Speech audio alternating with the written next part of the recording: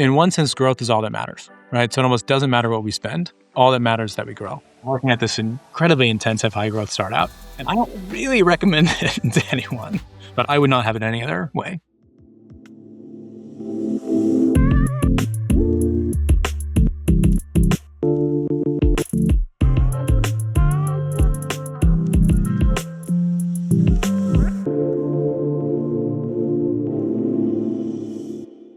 Hey everyone, it's Daniel from the Just Paid podcast. Today we have a really awesome guest that I met at several events actually. There's this one organization called Operators Guild where there's a lot of finance experts. And I was at an event and I ran into Stephen. And Stephen is actually at a company called Rillet. It's like a hot growing ERP startup in Silicon Valley that's like buzz. There's a lot of buzz around it around here. And what I like about Stephen, just to like lay the groundwork, Stephen, is you're very different in your approach than a lot of other finance leaders. Your approach is very much out there talking about the product, almost like an advocate.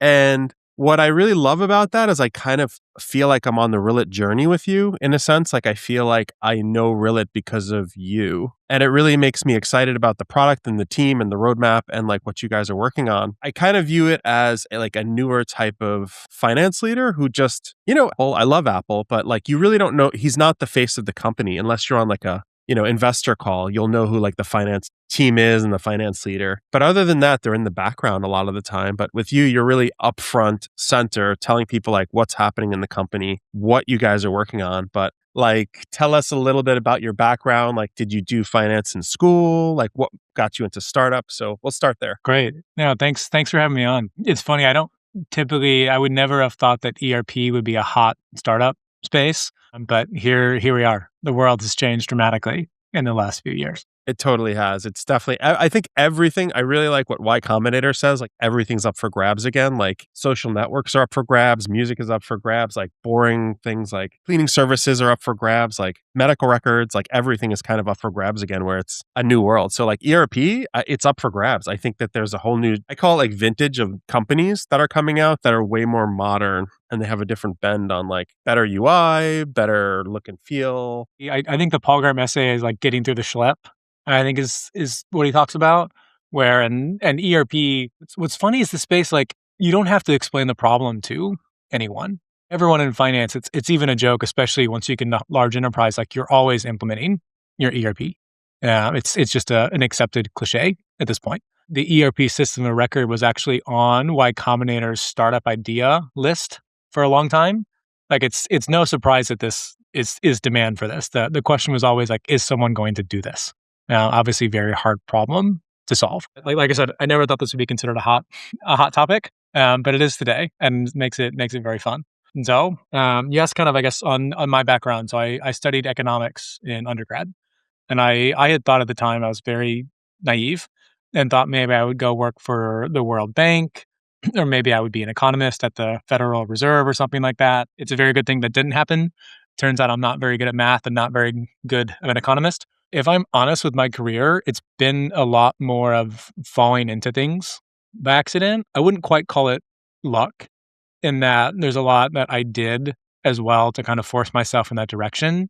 But it's not a story of like I had a very clear idea of where I wanted to go and who I wanted to be and worked towards that. It was much more, I had a general direction and then had a friend or mentor or someone point me in a direction or provide an opportunity or pull me over here, and mostly just saying yes to those.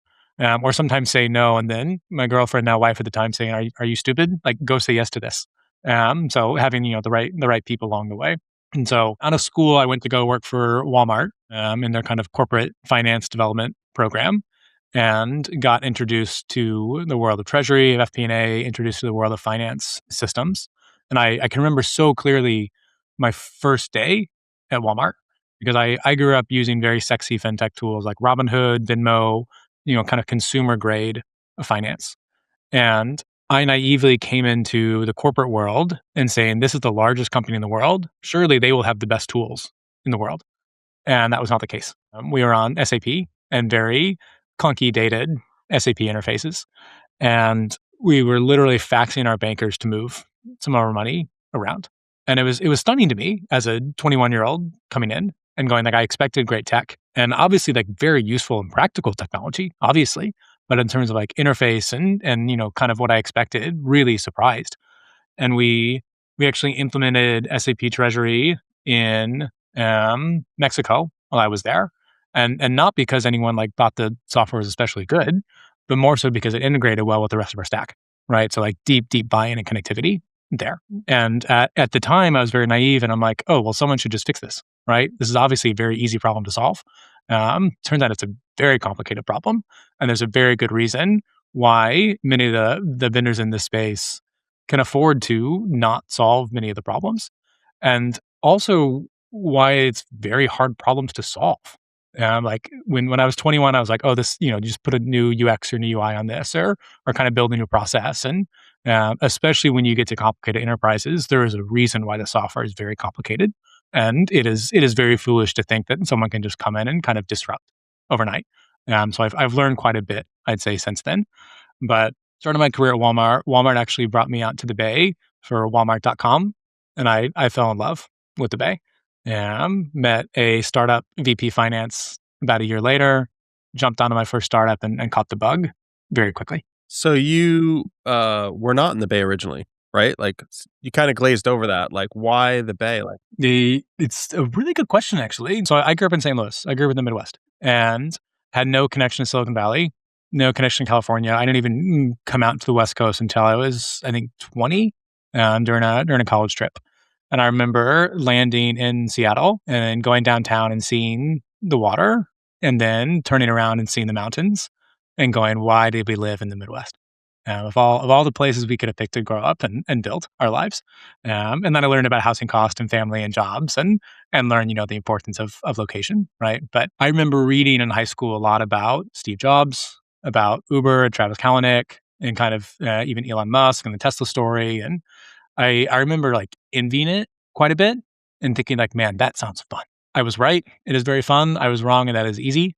It is not nearly as fun or easy as it seems, kind of reading the books or listening to the podcasts as a high schooler. I grew up in the Midwest and really found my way out to the Bay by accident in many ways. okay, so you took the risk, like right out of school you moved, or it sounds like you worked at Walmart a little bit. Yeah, so it's been about a year and a half with Walmart in Arkansas, in Bentonville. And honestly, like, wonderful place, amazing company, like really grateful for where I started.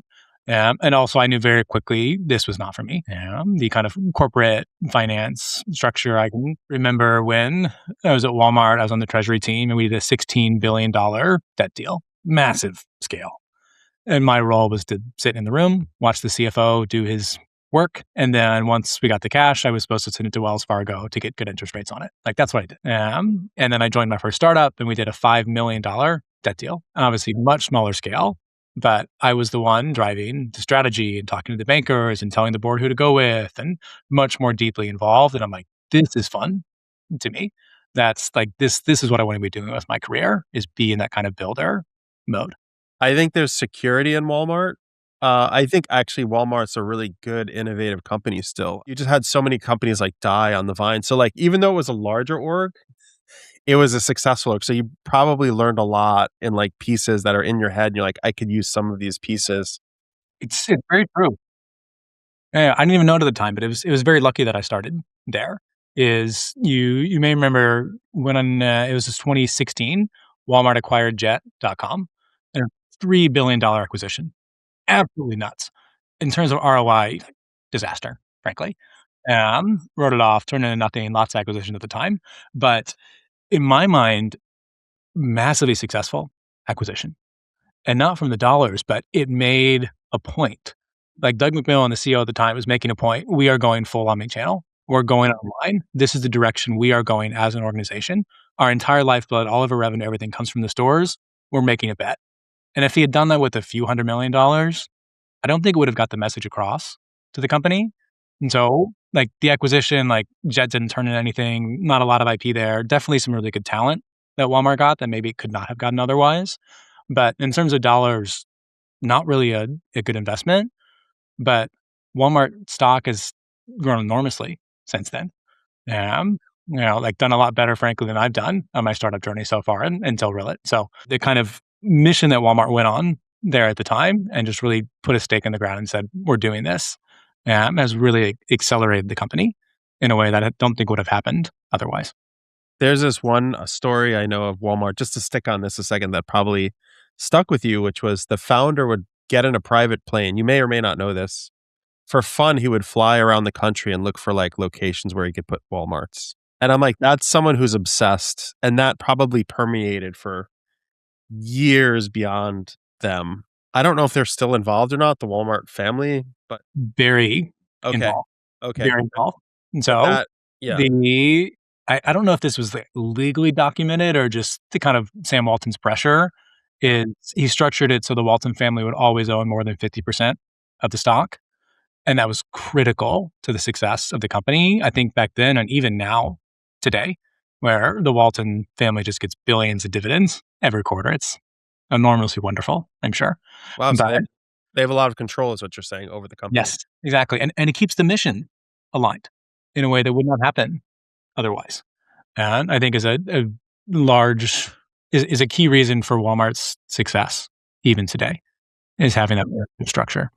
So there's this thing called super voting shares, which a lot of founders put in place. Google did it for their founders. Facebook did it for their founders. Sam Walton was very early on that, and his culture still runs very deep in the organization. And so they've now moved offices to kind of get with the times and recruit younger talent. But when I was there, the office looked like a high school. Like there were no windows. It was just brick everywhere. And like we made a joke about it. But the mentality really was like, this is the customer's dollars. Every dollar that we spend comes out of our customers' pockets.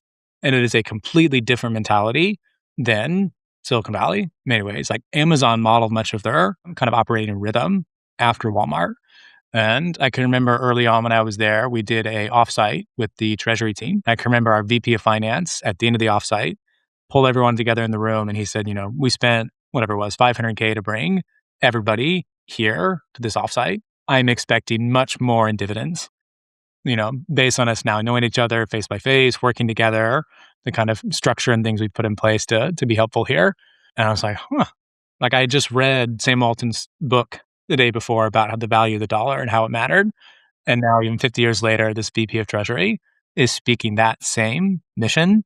I was like, this is a special place. I mean, that speaks a lot to it. I do feel like it's like an aircraft carrier, though. Like it's really big. They're on a mission and it's hard to deviate. Like at a startup, things change in like a day, a week, by the hour. Exactly. So it's such a different environment. So it sounds like your DNA is you like that, like quick, you get your hands into everything. Yeah. I love the speed. And yeah, Walmart is a massive elephant. Like it's in pods, like takes forever to turn the ship. And that's why I think Doug McMillan made the big bet with Jet.com, for example, is really helps accelerate that turn because shifting an aircraft carrier is very hard to do. And you were there when that happened with Yes. Jet.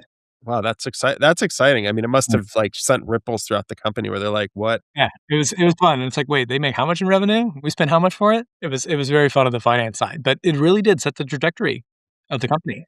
And since then, like the stock has done really well.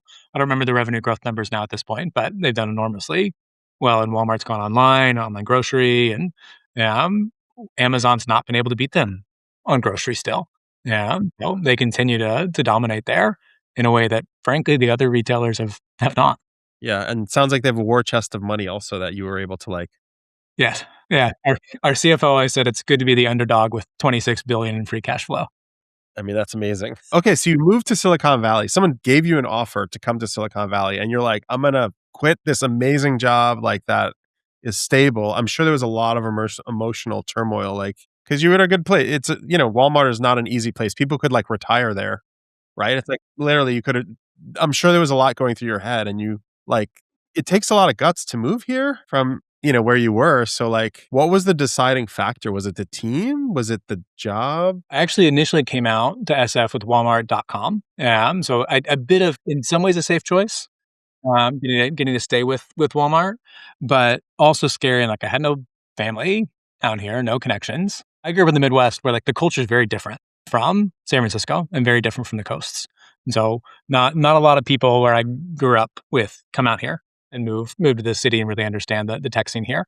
And my parents were actually very against it, me coming down here. And I actually remember having a conversation with my dad about this. He talked about it back and forth. He thought it was a bad decision. And especially when I left Walmart, he had spent, 30 years at his same company and was very surprised when I decided, hey, like I want to leave Walmart and go join a startup. And he later reflected on it and said, no, it's actually good for you to take a challenge and do something different.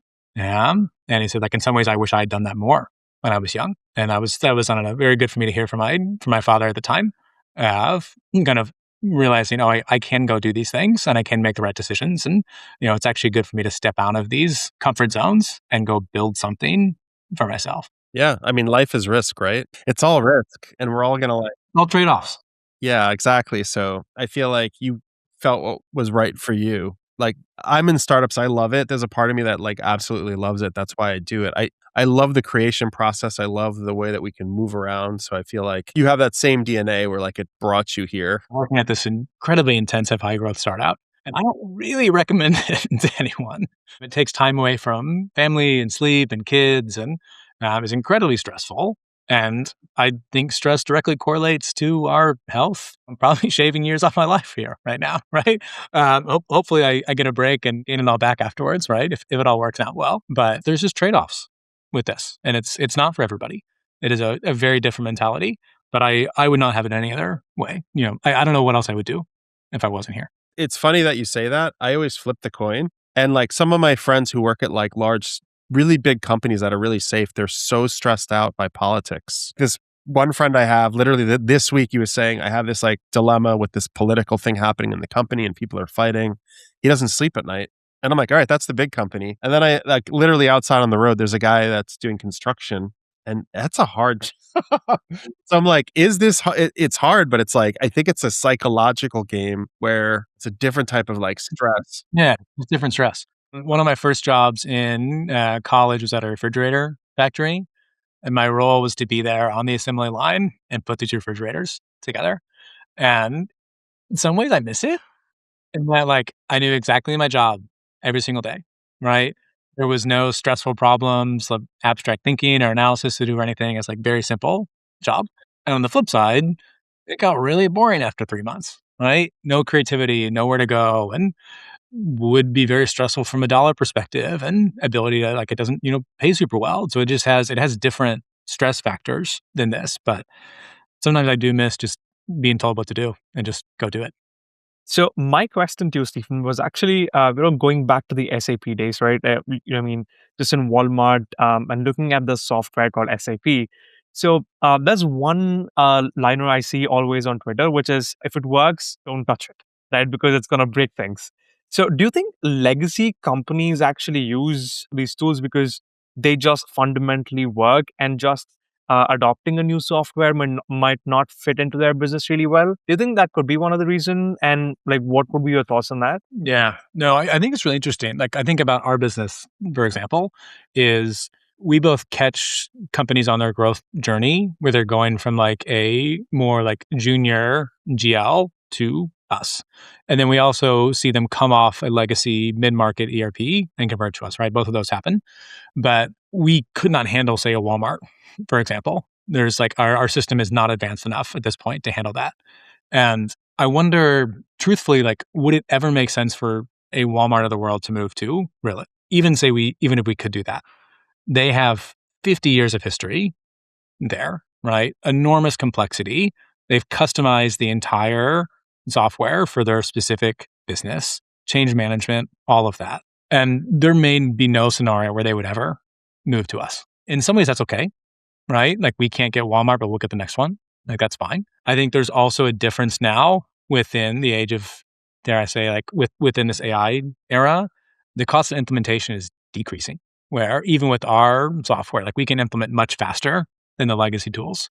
And I think that will continue to increase, where maybe not 6 months from now or 12 months from now, but 2 or 3 years from now, could Walmart make a move to someone like us? Potentially. In some ways, they might have to, right? Is Walmart kind of toyed with the idea of online commerce for literally 15 years. Like Walmart.com was started in 1999. Like they did not, it's not like they weren't trying to do something online. Like they recognized it was there. They recognized the internet was happening. They just didn't take it seriously. And then Amazon forced them to take it seriously. At some point, not living on tech forward systems will hold the business back and they'll have to move forward. And like they'll be forced in that direction or they'll become the dinosaurs that get taken over. But the switching cost for these businesses is absolutely enormous and not just from a tech perspective. And so it's almost like not worth it to them. They need to be forced into it in a way that like a startup can take advantage of it in a very different way. There's a huge benefit to building your tech stack from scratch versus having to change an existing legacy system. Not working at startups, it kind of just feels like that, don't you think? I mean, like these big companies, when you're just there, they're like, there's a big SOP, you just have to follow that. There's not a lot of critical thinking happening. But immediately when it comes to startups, like you just said, hourly changes. There's something coming up almost an hour. And now with AI, I think it's just happening every single day. I think the leverage has been increased a lot, right? There's so much leverage to build a lot of these things. But how do you really find what exactly to build? Because there's so much to build. There's so many problems to solve for as well. And in a big company, there are so many different segments. And if they're already used to an old software, would they really be willing to adopt a completely new software, which is, again, AI native and kind of hard to implement also at the beginning? And how would the transition be? Like, how would that go about? Like, what are your thoughts on that? Yeah, no, it's a good question. So I'd say, especially like 6 to 12 months ago, the best customer for us was the millennial CFO, millennial controller, someone similar to myself that grew up with consumer grade personal software, and then now is in a position to make decisions about the software and wants to be on very forward technology. Yeah, that was kind of our best customer for a while. Now it is shifting because even the old school CFOs of companies doing 5, 10, 20 billion in revenue are getting asked by their team, they're getting asked by their board, they're getting asked by their executive suite, how are you using AI in your stack today? And some of these questions are asked from folks who have no idea what AI even means, right? Some of these board members don't even understand what they're asking. But the fact that they're asking this to the CFOs and the CFOs do not have a good answer, that then brings them to us because they're like, something's happening here, right? I don't really understand it. I've maybe used ChatGPT a few times, but like, I know something's happening here. And then we at Rillet get to kind of be the educators in that space and say, like, this is how we see the future. This is where we see the industry headed and get to help these CFOs kind of see into the future.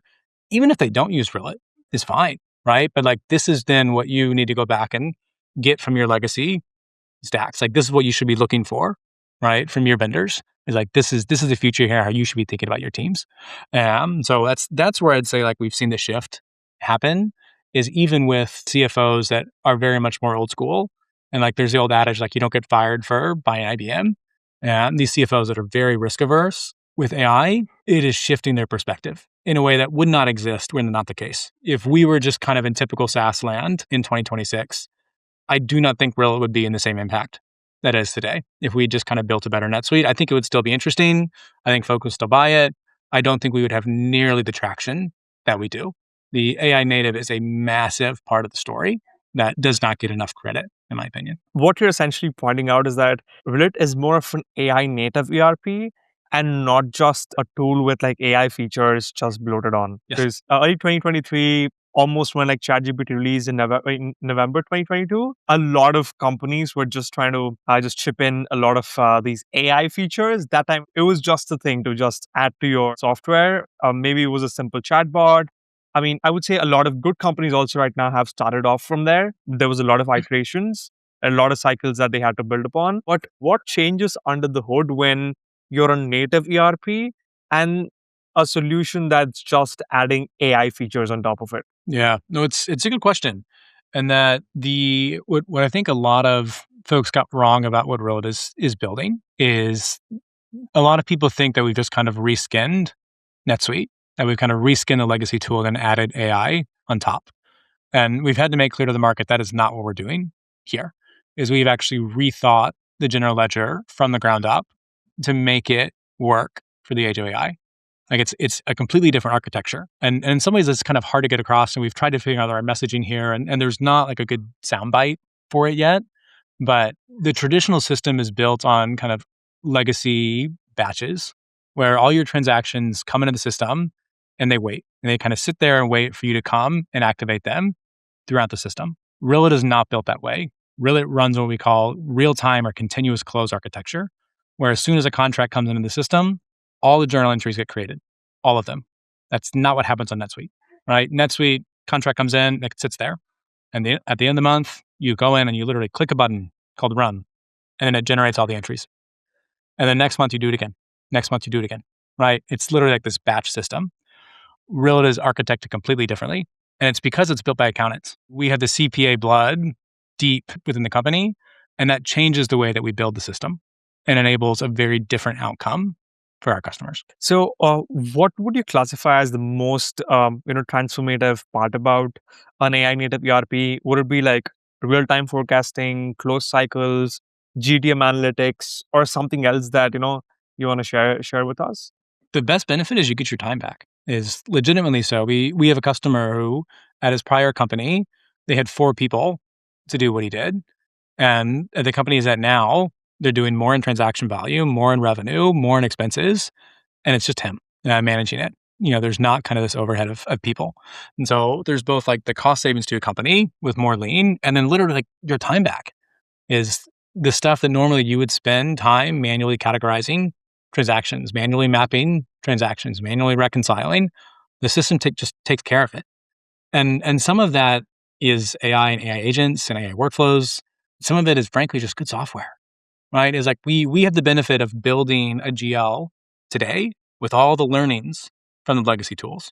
Right? We get to rebuild, frankly, what NetSuite would like to if they could rebuild the system today. We had the benefit of being able to take what they invented, the incredible parts of their architecture, and then correct the missteps and build something completely new. So that's what our customers then get to benefit from, is a very modern architecture.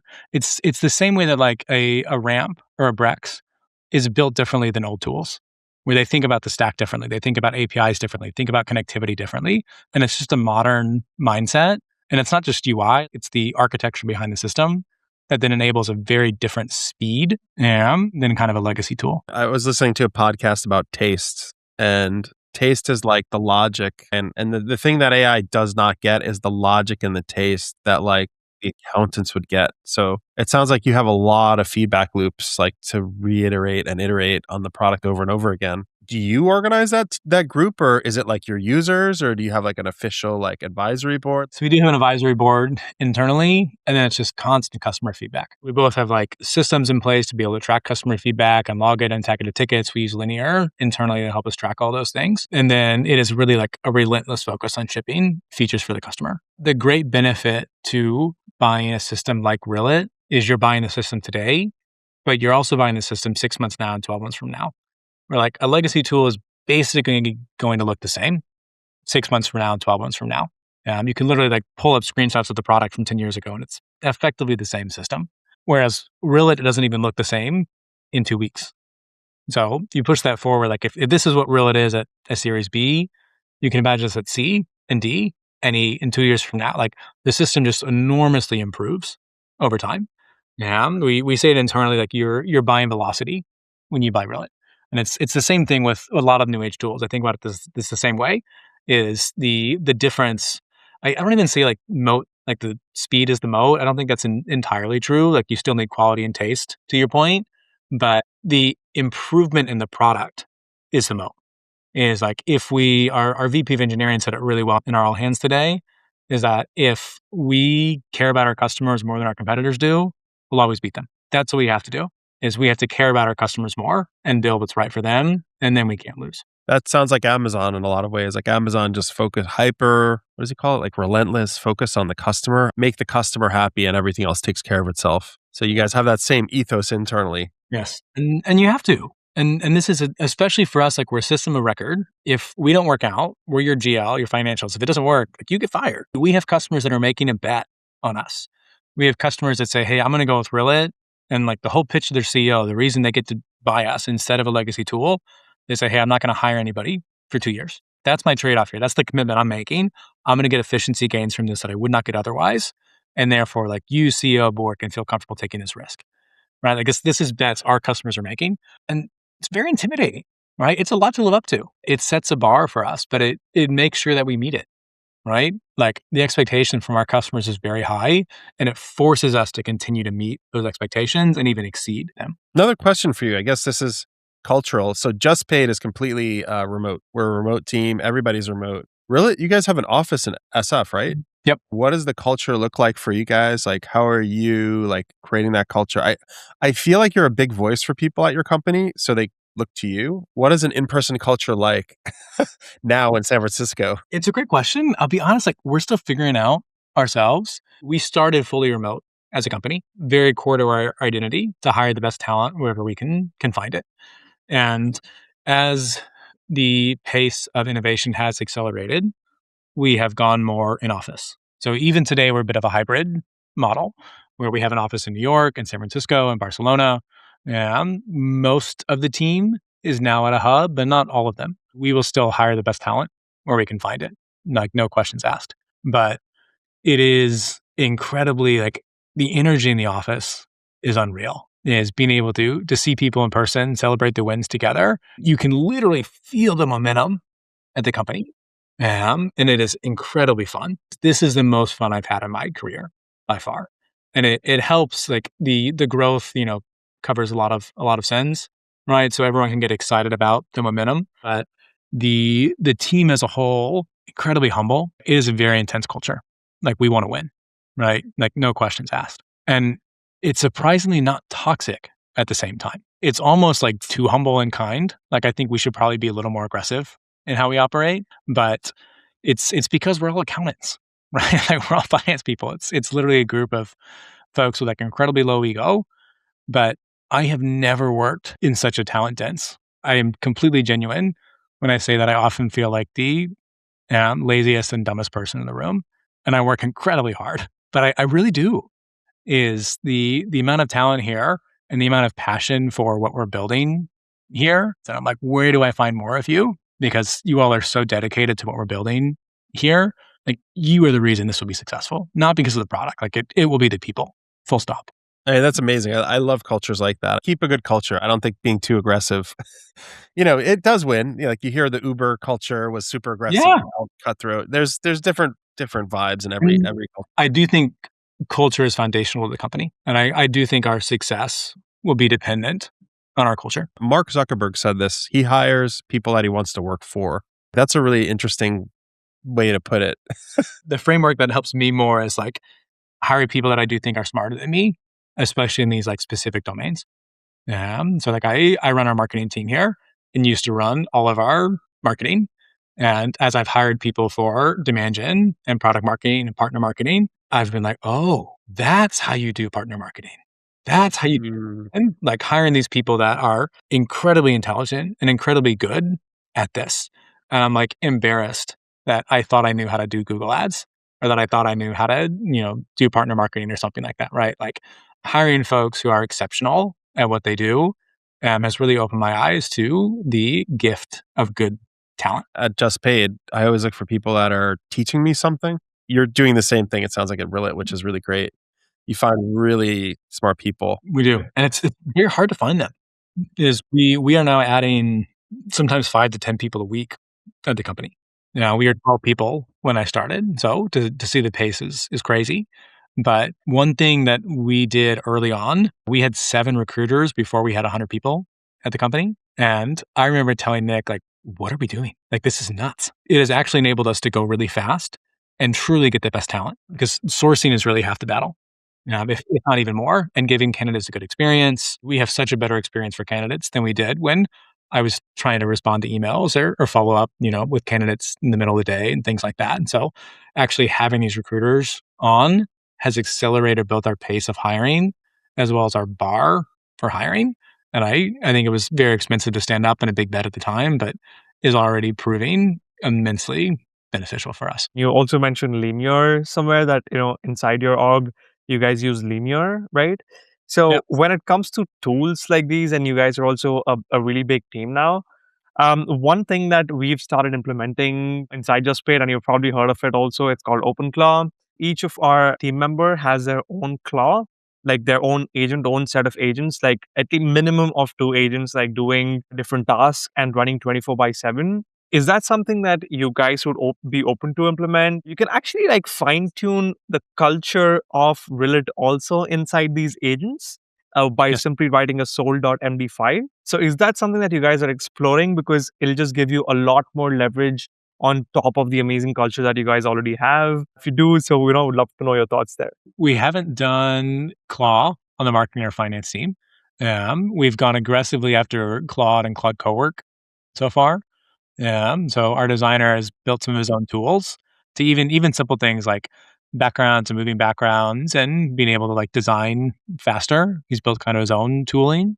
And on our partner or product marketing and then sales enablement, our leader there is fully AI native.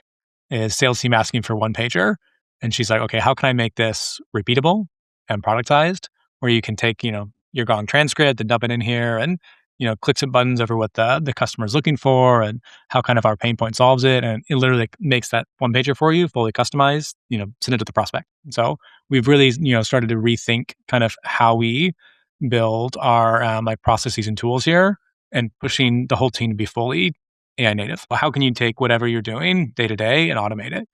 So we haven't got to Clawbots yet, but we'll get there. Maybe you can teach us how to do it. There was, I think, one article where I read like you talked about applying a CFO mindset to marketing, and I'm actually on the GTM team, so I would really love to know your pointers there. Like, how do you think that actually changes a way startups thinks about GTM, about spend, experiments, any attributions, any pointers there?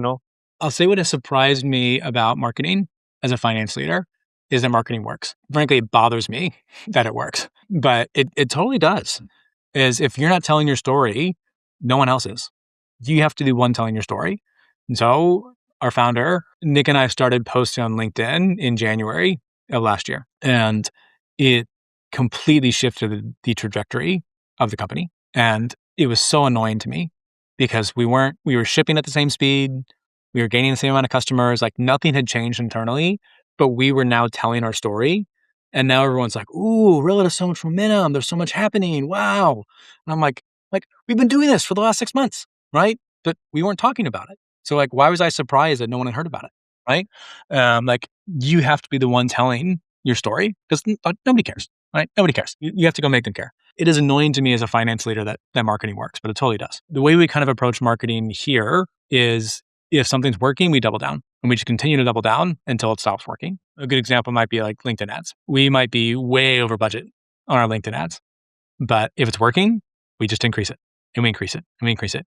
And even though we're way over from a dollar perspective, like who cares, right? I'm meeting my kind of targets and efficiency goals. It's like, let's go. As long as it's working, let's keep spending there. And we do that with dinners. We do it with events. The other way I think folks should approach marketing, especially at finance companies, is from a brand perspective. And I hate it because it's so squishy. And we have a benefit of being able to spend on that with kind of the war chest, the amount of money that we've raised, frankly. But there is a incredible value to having a really strong brand in the industry. So Ramp does an incredible job of this, is that they drop a wrecking ball in the middle of New York and everyone oohs and ahs, right? They do this Brian campaign and send bald caps everywhere. And it's like, you're a credit card software. Like what is this, right? But everyone loves it, is they have built this brand where they can do effectively anything they want. And that is the aspiration we have at Rillet, is to build a brand in the same way where we can be fully authentic to who we are, fully authentically ourselves, and be able to make big bets like that from a brand perspective and still be seen as a fully enterprise company. That's going to be a very sweet balance, right? A fully enterprise ERP company with that the Silicon Valley plot inside. I think that's going to be the sweet spot, right? So, Yeah. just about this one, I had a question just about the mindset here, right? Just going back to the very early pointer that you mentioned about, Walmart being, count every single dollar versus Silicon Valley being, spend $1 million on a domain, a .com domain because it ranks in SEO. So just if you could just share your points there on how do you think the mindset is different? The way I think about growth for us as a startup is, in one sense, growth is all that matters, right? So it almost doesn't matter what we spend.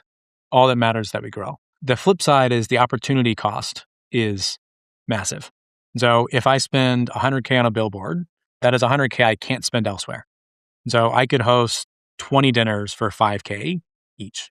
So like, yes, I could spend 100K on a billboard. We have the runway for it, but I'm going to be much more efficient doing 20 dinners for 5K each, right? So even though like that then changes my perspective as a marketer and finance leader of like, where do I allocate my dollars? Is where can I get, the most ROI from them and get the best reach? Even though like I can just burn it. But the good thing about leading marketing as a finance leader is I get to think about it in ROI in terms. And maybe we do both. Maybe we buy the billboards and we do the 20 dinners. I think what we often miss, or what I see marketers often miss, is the opportunity cost. Yes, the billboards are good, but like, could we actually spend that better somewhere else? I just wanted to thank you, Stephen. I learned a lot, honestly, during this session. I feel like you have a lot of insights and you're super experienced. This is a great, fun podcast. So thank you for being a guest. Of course. Thanks for having me. This was a lot of fun.